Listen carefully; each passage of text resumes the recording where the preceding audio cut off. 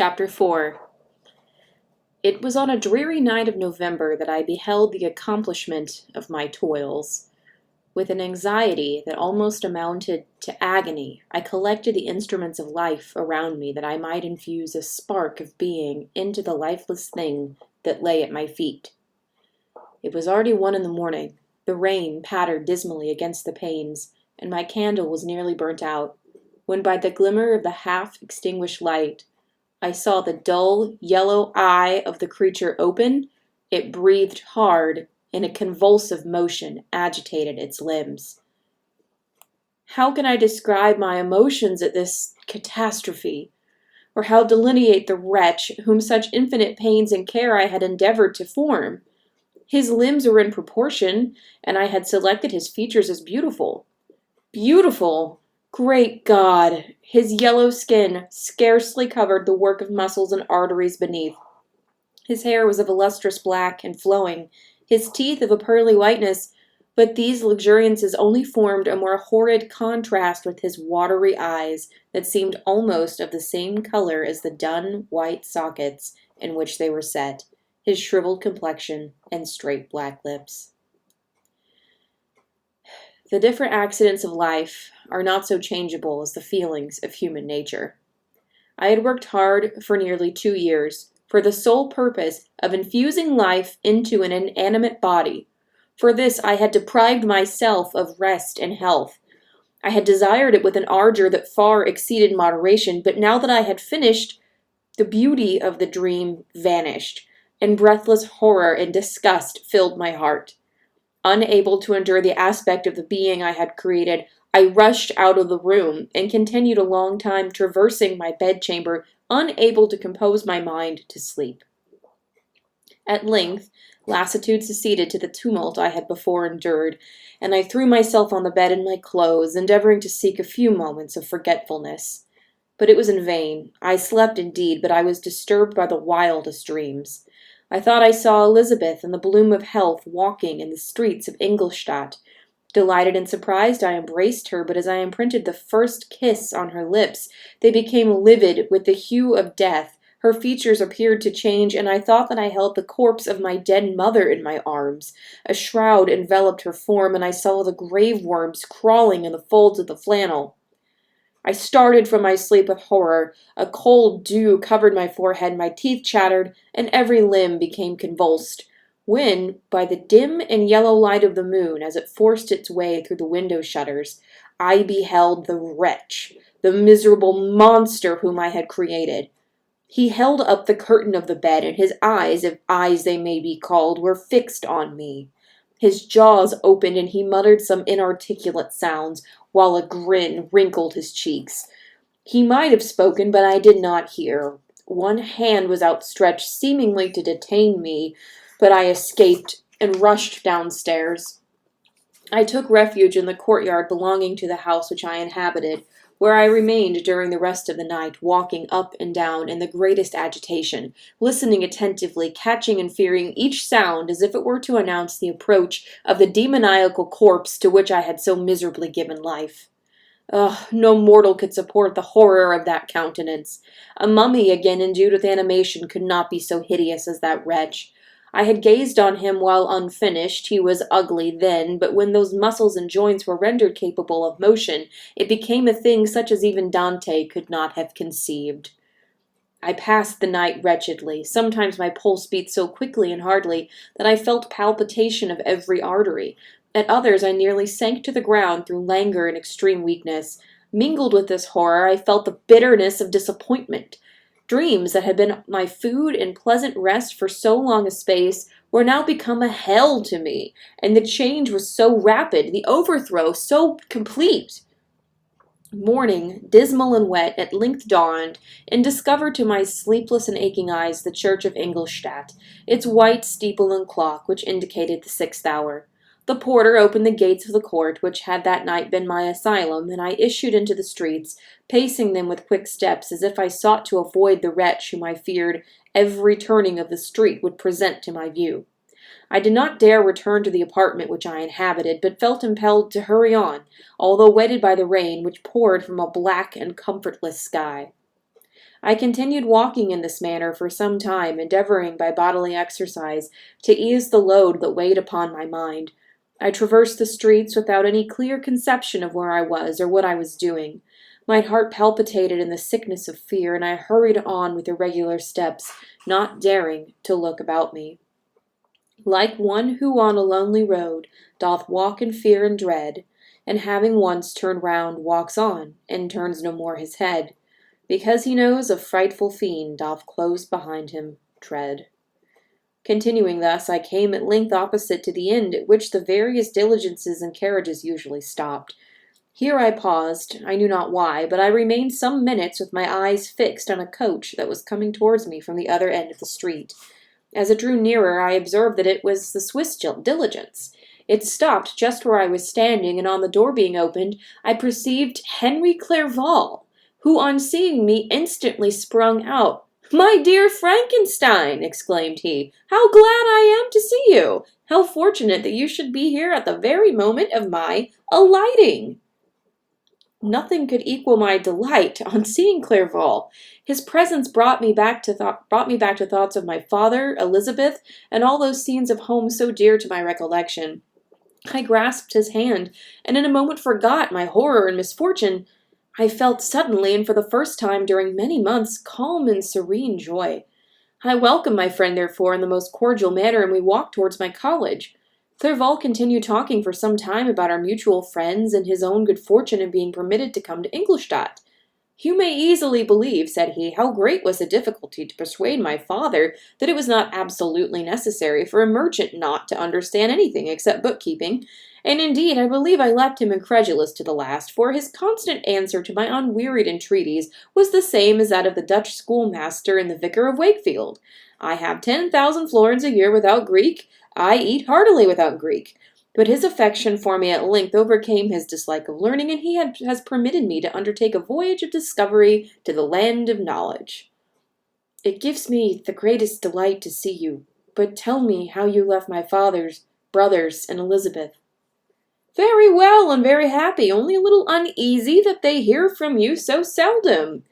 By the by, I mean to lecture you a little upon their account myself. But, my dear Frankenstein," continued he, stopping short and gazing full into my face, "I did not remark before how very ill you appear.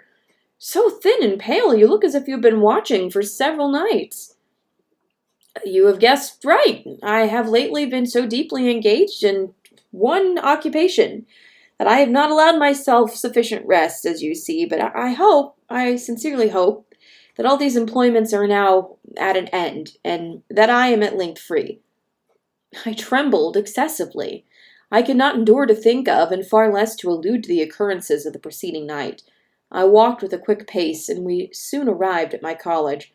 I then reflected, and the thought made me shiver, that the creature whom I had left in my apartment might still be there, alive and walking about.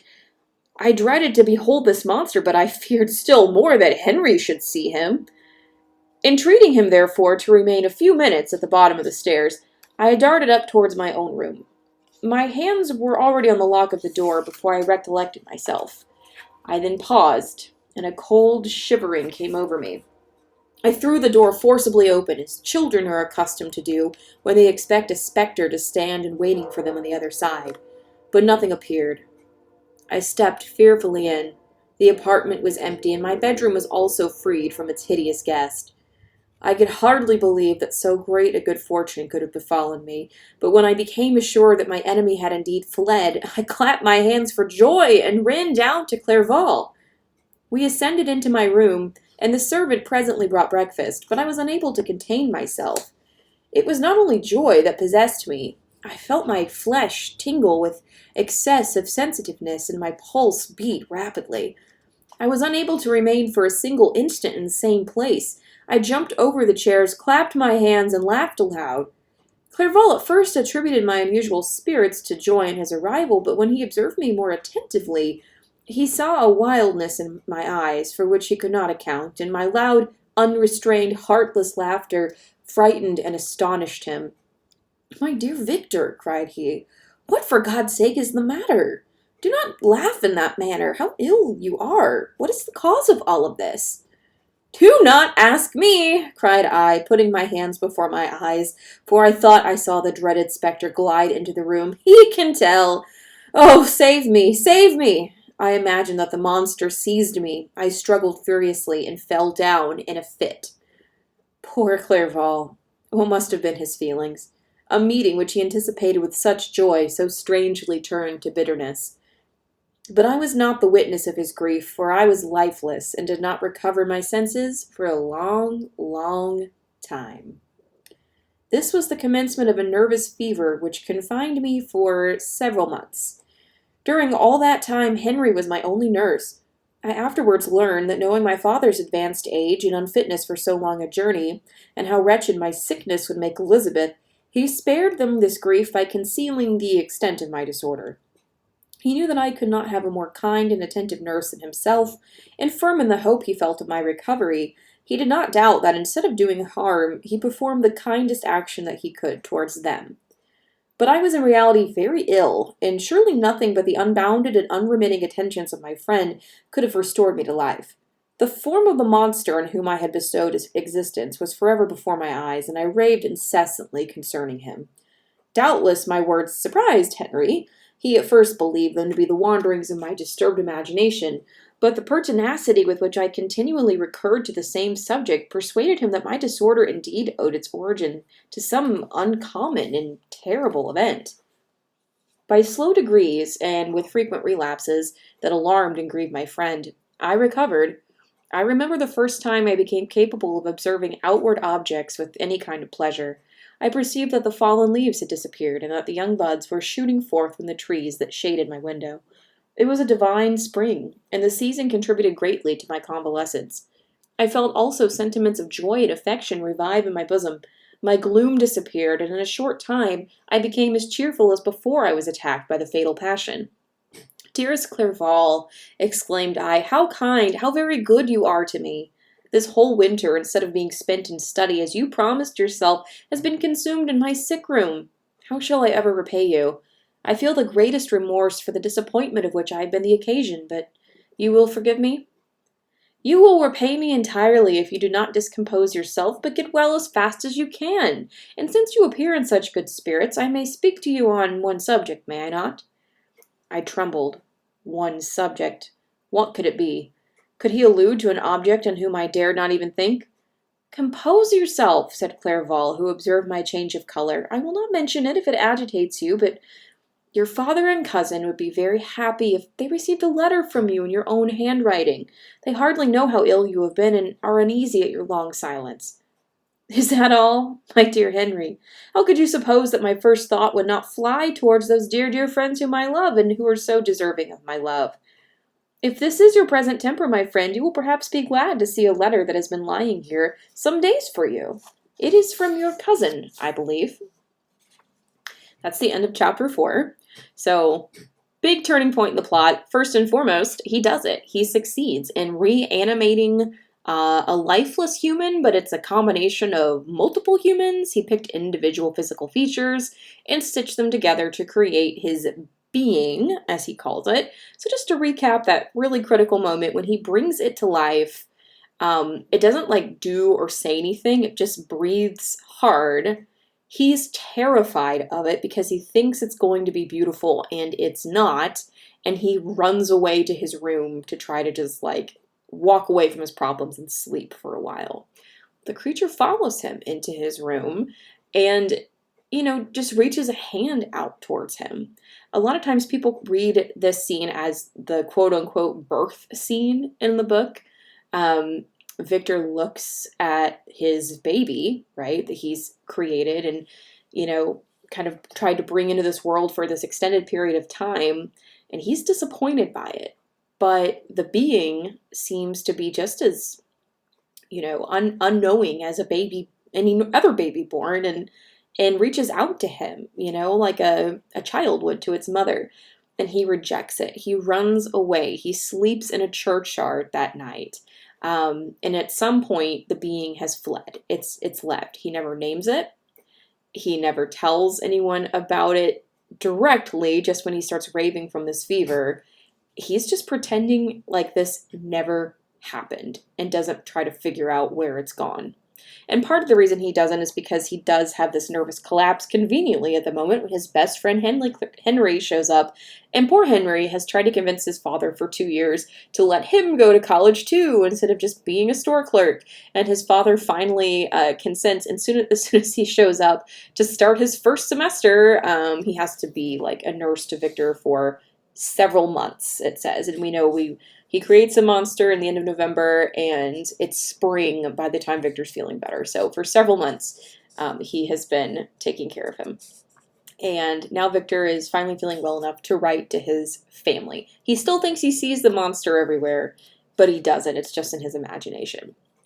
All right, so the next chapter will be the content of this letter.